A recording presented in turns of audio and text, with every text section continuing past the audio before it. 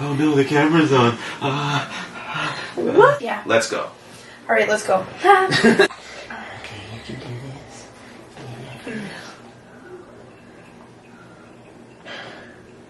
Hello.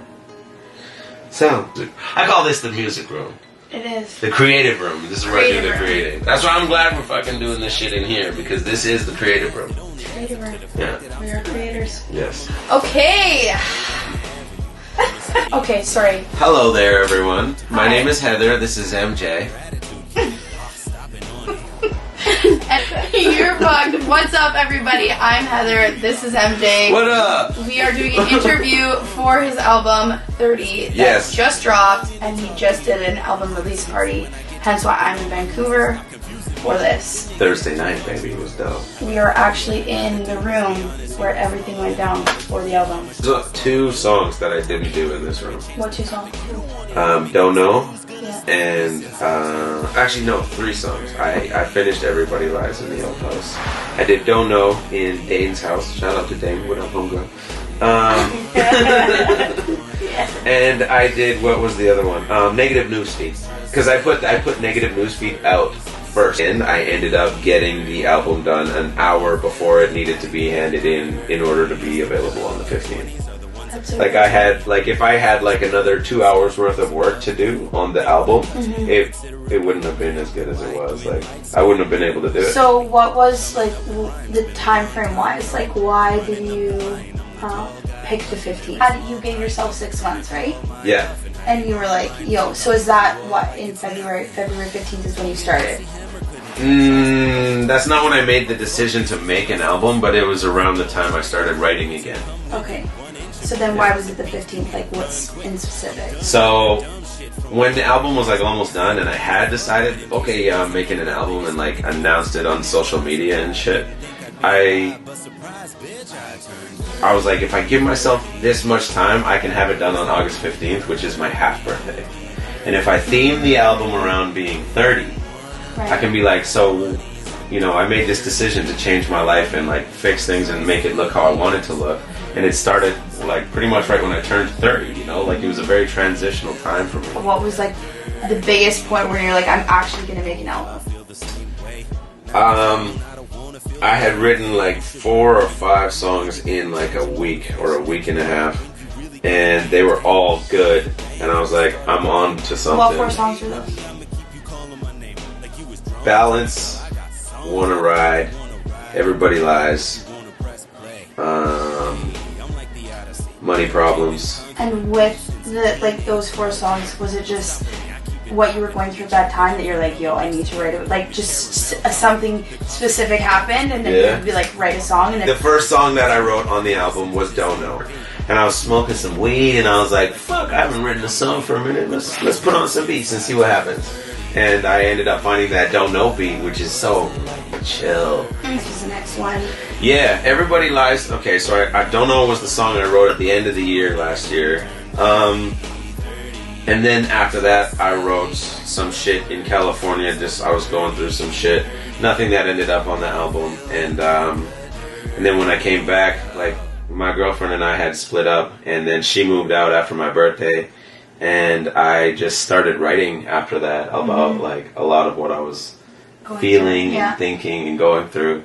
And then a girl from my past who told me that she miscarried my baby called me out of the blue and told me the whole thing was a lie. It was all a lie, it never really happened, and I was like, what fucked up timing for you to suddenly give me this life-altering information. And then I went home that night and I wrote Everybody Lies. And after that, you were like, okay, I could make something out of this. Yeah, because I wrote a few songs that week, and I was like, they were all good. They were all really, really, really good. And I was like, this is the best I've ever written in my whole entire life. I'm going to keep doing this. When I started writing the album was at Everybody And then Lies. it just went from there. And then everything else kind of grew from it. And then once I knew I was making an album, I started to structure it in my head of like what kind of album I wanted it to be. And I had an idea that it was going to be kind of a maybe about turning 30, but it was just an idea. It wasn't set in stone. And I was like, well, then I got to make a song about turning 30, like, and then I got to theme the whole album. And I was like, And then I was like, that seems like a lot of work. And then I was like, there's probably a simpler subject that I could fucking do. And I was like, maybe it's not 30. And I was still trying to figure out the concept of the album. I didn't know I was going to call the album 30 or have the majority of it be kind of that story until about song number 7 or 8 was written. And I was like, this is actually, I think we can turn this into 30. I think this is my story of becoming a 30-year-old. What's your favorite song? Wanna Ride is the one. Okay, so why is that your favorite song? It's my favorite way to listen to music. I like to cruise around at nighttime. That's how I always do when I finish an album. I always go take it for a ride around my whole city when it's like dark out, it's nighttime. And then I was like, I should make a song about the fact that I like to ride around and listen to my own shit. Talk about My Neighborhood. So My Neighborhood is a joint that I wrote because my landlord, he called me up last year and he was going to kick me out of the place that I grew up in, basically. I lived in the Lion's Den with my dad as a kid. There was a little fucking attic in the back of the shit that we slept on in the nights, and like we was poor and broke and starting a fucking little black-owned family business in a terrible neighborhood. That neighborhood was really bad at the time when my dad moved in. Like, my dad is a staple of that neighborhood. He's the reason why that other businesses came in and could flourish. So how is that with your dad's relationship? Like, your and your dad's relationship? It fucked it up a little bit because I used to see him every single day. Yeah. And now I see him only when I like have enough time. He's obviously heard this song. Oh yeah, he's heard like 80% of the album. He hasn't heard the whole thing yet. I went and picked him up one day and we just cruised around the city in the afternoon and listened to like 12 of the songs. And he was like, right. It was awesome. Yeah, my dad is one of my biggest fans, man. Like, he always loved my music and always, like, he's the one who convinced me to move to Vancouver in 2012 to pursue a music career. Is it the same feeling and emotion every time you listen to those songs? No. Like, when you hear that song, is it like you feel those things again? To a degree. Right. But as my life moves on and evolves and things that used to bother me don't bother me as much anymore. Right.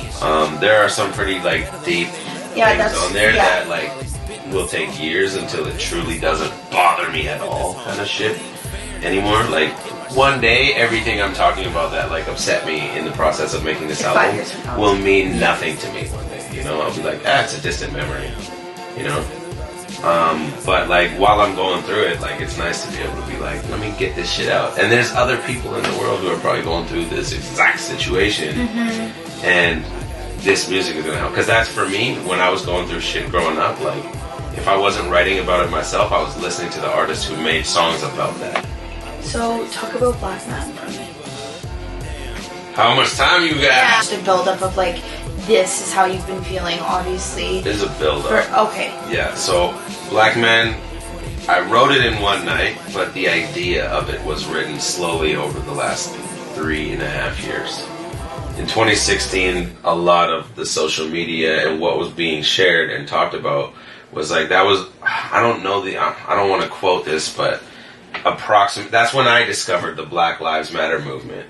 I feel like that's when it started to really gain some traction and people started knowing what it was. Right. Right? And I don't compare it to the Black Panther thing because we're in a different time now, right? But like, that's our generation's version of it, I think.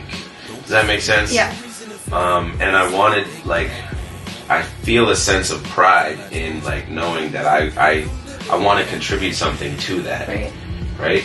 Because as a black man, I don't want to stand quiet. I'm a person who, like, I use my voice to speak when I think something is right or wrong. And I don't care if I make somebody uncomfortable in the process if I truly believe what I'm saying. And it's purposely uncomfortable. I made that song uncomfortable on purpose to make somebody sit the fuck there after it's over and be like, shit. Roger, the owner, he felt the shit too. And he hosted the Biv social night at Calabash, like a little meeting, not a meeting, but like almost like an open mic type thing in the rum lounge of Calabash, where people would go up and share a story. They're doing those nights once a month around the same time. And that's when I wrote that song, Free. And then I wrote some other shit too that wasn't quite there, but I always had the idea to write the Black Man song, just didn't know how to do it. And this year I just really felt a lot more. And I do get treated different as a black man. Like, I see it, and I see looks and all this shit, and I recognize being treated differently. And so I wanted to make a song about that. I'm a motherfucking black man. Don't be scared. Here come the big bad black man. So what's your plan after? Immediately after, I'm gonna make a couple more music videos for this album. Okay. And I want to do one a month. That's the plan, that's the idea. Whether that realistically happens, we'll see.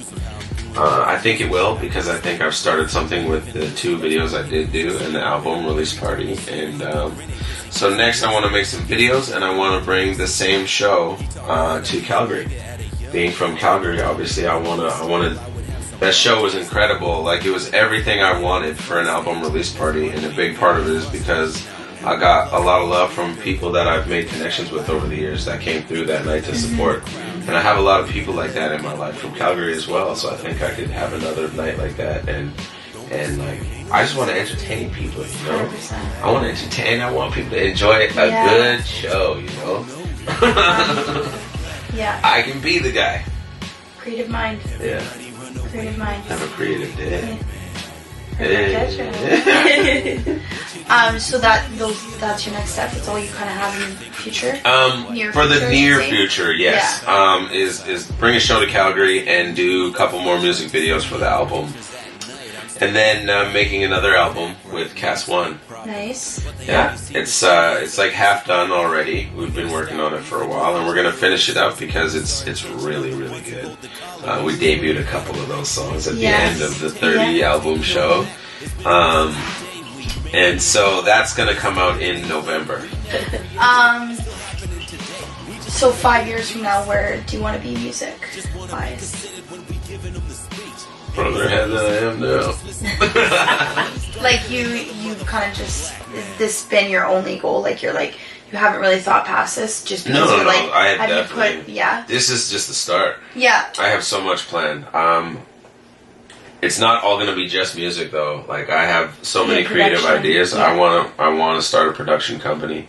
Like, moving forward into my 30s, that's what's gonna happen. So when I go into my 40s, my life is gonna revolve around my business, which is gonna be my production company. The next 5 to 10 years, I want to get my production company off the ground and running and make a living based solely off of being creative with other people who are creative. Overall, this whole experience, the last 6 months, the late nights, the early mornings, the album release party, right now in this very moment, thinking about that, what are your thoughts about everything?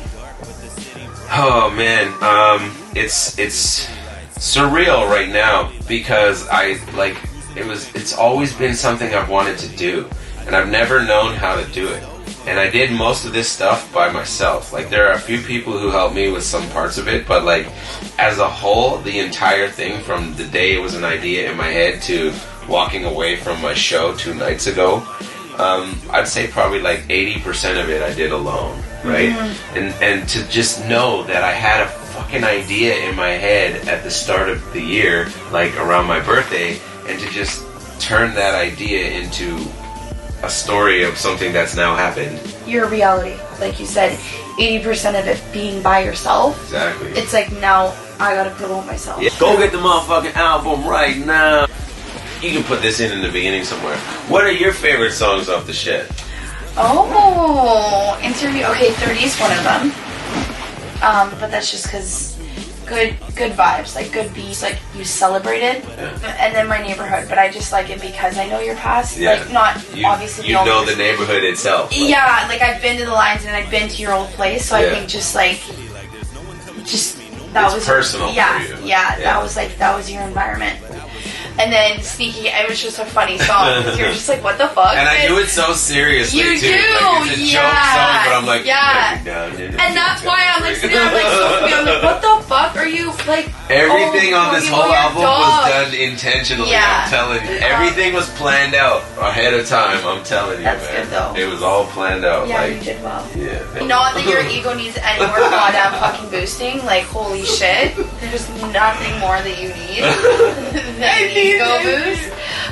But yeah, like honestly, you know how to put on a show. You know how to get the audience involved. You know how to bring people in, like other artists, just the way you had 2 opening artists, right, that make music, and for you to be, yo, come with me. Like, if for you it's good, right? You're like, yo, bring your friends, like, you know, but you made it a social thing, right? Like, you involved everybody, like everybody you knew that was there had some attachment to you, chanting your name, like, whatever it is, right? And you know how to put on a show.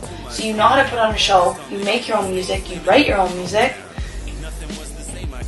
Anyways, we gotta do it out.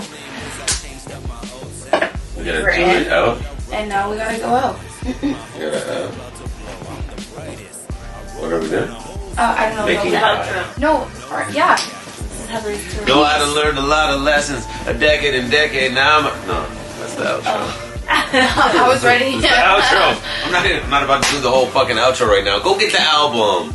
Listen to the outro. But not first. Listen to it last. Shit's on everything. Go get it. There's gonna be some links below too where you can get the shit. He'll force you if you don't. So. I'll come to your house where you're watching this video right now and put my album on your shit. But yeah, no. So coming to Calgary, unknown date. To all the people in Calgary who are a fan. Come check the shit. Hit that subscribe button. Click links to my shit down below. You gonna put links to my shit down below, right? No. Go get it. Go get the album. Excuse. Oh. All right. Okay. Much love. Yo, thank you for watching. My name is MJ. Go get my debut album 30. Available on all platforms. My name is Heather. Have a creative day. Have a creative day.